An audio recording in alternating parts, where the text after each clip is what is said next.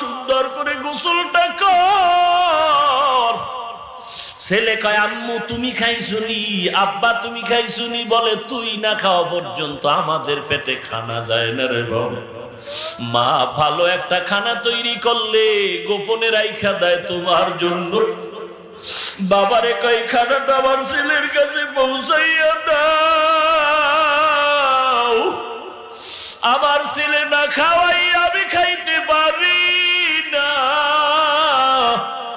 ওই মা বাবা যার দুনিয়াতে নাই রে যুবক, ওই মায়ের যারা ধমক দিছো, ওই মায়ের কলিজায় যারা আঘাত করেছো, চোখ দুইটা বন্ধ করে দেখ। তুই মোনাজাত দিয়া বাড়ি যাবি, বাড়ি গিয়া তুই ঘরের দরজা ধাক্কা দিবি, দরজা খোলার আর কেউ নাই। আর যার মা আছে সে জানালা দিয়া তাকায় আছে, বাবা ঘুমাই নাই, তাড়াতাড়ি চল।